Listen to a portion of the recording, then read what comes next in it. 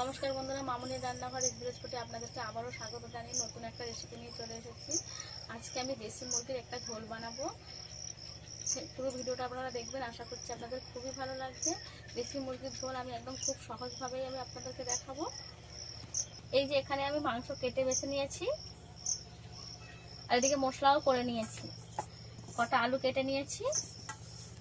আজকে দেশি মুরগির ঝোলটা একটু অন্যরকম ভাবে আমি বানাবো। পুরো ভিডিও না দেখলে আপনারা বুঝতেই পারবেন না, তাই একটু স্কিপ না করে পুরো ভিডিওটা দেখার অনুরোধ রইল। চলুন তাহলে রান্না শুরু করা যাক। এখানে আমি 1 প্লেট মাংস নিয়ে নিয়েছি। মাংসটা তুলে নেব।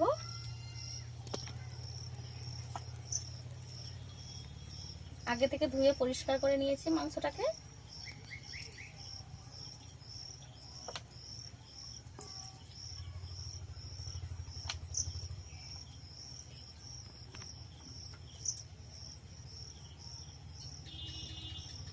প্রথমে মাখিয়ে নেব। লবণ দিয়ে দেব, স্বাদ মতো লবণ দেব, 1 চামচ হলুদ গুঁড়ো দেব। যেহেতু আমি কাঁচা লঙ্কা দেব, তাই 1 চামচ লঙ্কা গুঁড়ো দেব। মশলা গুঁড়ো দিয়েছি, 1 চামচ ধনে গুঁড়ো দিয়ে দেব। উপর থেকে অল্প একটু তেল দিয়ে দেব। হাত দিয়ে একটু মাখিয়ে নেব মাংসটাকে। এইভাবে মাখিয়ে নিলে মশলা ভালো করে মাংসের মধ্যে ঢুকে যাবে, যে একটা আলাদা স্বাদ আসে।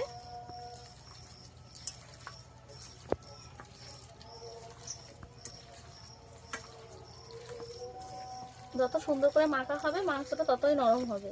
যেহেতু দেশি মুরগি, একটু ভালো করে মাখাতে হবে।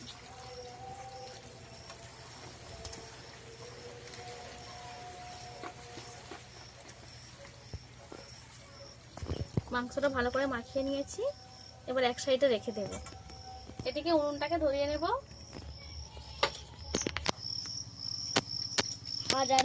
কড়া গরম হয়ে গেছে, তেল দিয়ে দেব। একটু পরিমাণে বেশি তেল দেব। এর মধ্যে অল্প একটু লবণ দিয়ে দেব, আর সামান্য হলুদ গুঁড়ো দিয়ে দেব। তেল ভালোভাবে গরম হয়ে গেছে, এবার আলুটা দিয়ে দেব। আলুটা ভেজে নেব। অনেক সময় আলু ভাজতে গেলে জড়িয়ে যায়, তেল আর লবণ দিয়ে দিলে আলুটা একদম ভালোভাবে ভাজা হয়ে যাবে।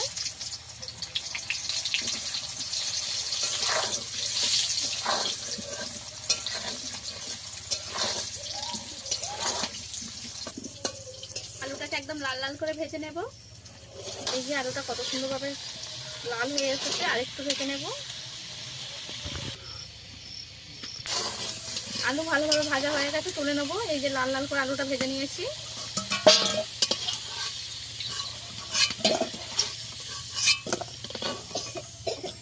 এইভাবে ভেজে নিয়েছি। এর মধ্যে সামান্য চিনি দিয়ে দেবো প্রথমে।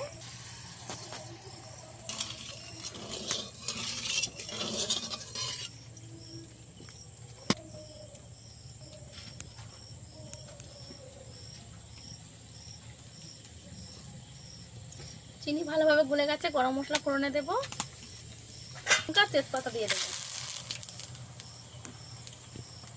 কেটে রাখা পেঁয়াজ দিয়ে দেবো।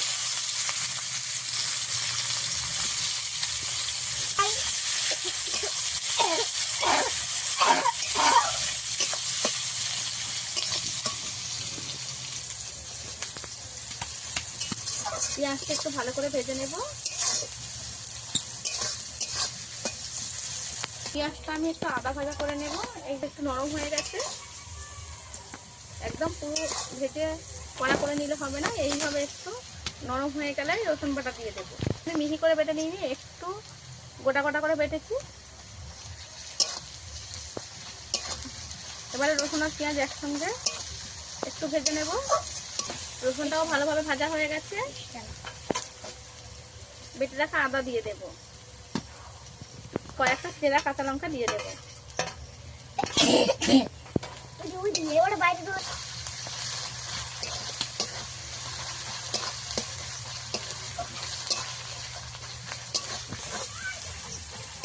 সবকিছু ভালো করে ভেজে নিয়েছি। 1 চামচ হলুদ মাখিয়ে দিয়েছিলাম, আর 1/2 চামচ বেটে রাখা জিরা।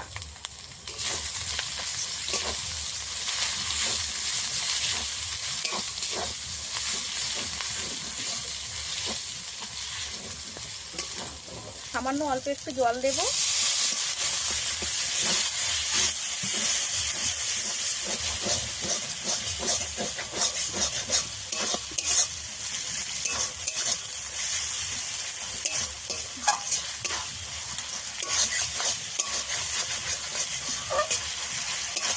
কয়েক সেকেন্ড ভালো করে কষিয়ে নেব।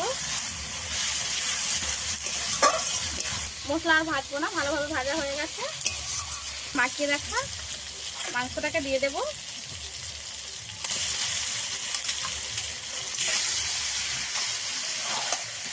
এবার সম্পূর্ণ মশলাটা মাংসটা ভালো করে মিশিয়ে দেব।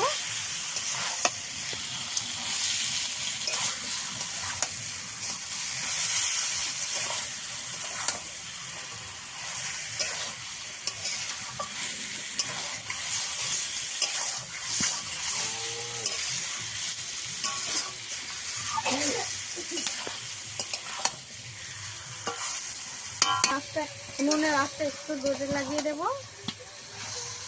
দিয়ে মাংসটাকে ভালো করে একটু কষাতে হবে।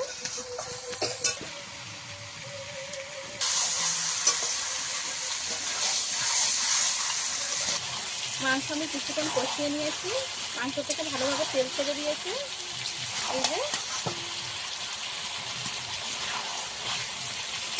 এই দেশি মুরগির মাংস আবার বেশি কষালে মাংস সিদ্ধ হতে চায় না, তেমড়ে হয়ে যায়, তাই আমি বেশি কষাবো না।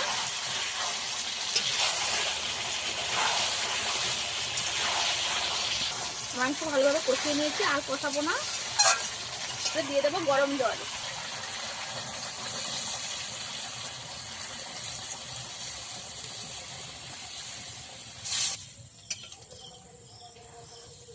এই যে গরম জল দিয়ে দিয়েছি, এবার ভালো করে ফুটাবো মাংসটাকে। এইভাবে ভালোভাবে মাংসটা সেদ্ধ হবে। আগুনটা একটু জোরে দিয়ে দেব।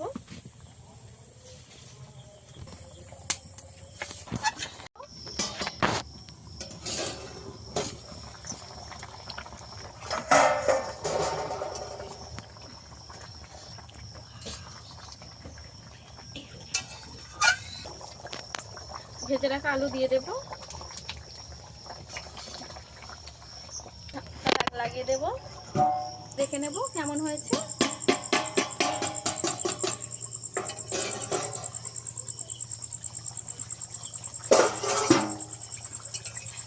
মাংসটা ভালো মতো হয়ে গেছে। ঝোলটাও কতটা ঝোল আমি দিয়েছিলাম, ঝোল সবটাই চুষে গেছে, মানে মাংস ভালোভাবে সেদ্ধ হয়ে গেছে। আমি এখানে আধ ঘন্টা ধরে হালকা আঁচে বসিয়ে রেখে দিয়েছিলাম। এই যে আলু সেদ্ধ হয়ে গেছে একদম। একটা মাংসও দেখিয়ে দিই।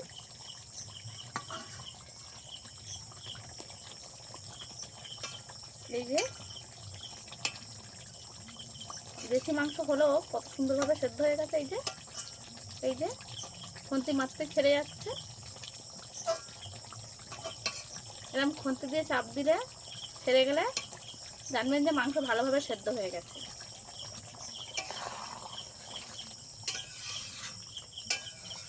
দেশি মুরগির ঝোল কিন্তু একটু খেতে ভালো লাগে, তাই আমি অল্প অল্প ঝোল রাখবো। এই যে এই ঝোলটা আমার থেকে যাবে, নামিয়ে নেব। গরম মশলা বেটে রেখে দিয়েছিলাম, সেটা দিয়ে দেব। প্যাকেটের গরম মশলার থেকে ওই গোটা গরম মশলা বেটে দিলে তরকারিতে অন্যরকম স্বাদ আসে, তাই আমি বলবো গোটা গরম মশলা বেটে দেওয়াটাই ভালো। গরম মশলা দিয়ে নামিয়ে নেব।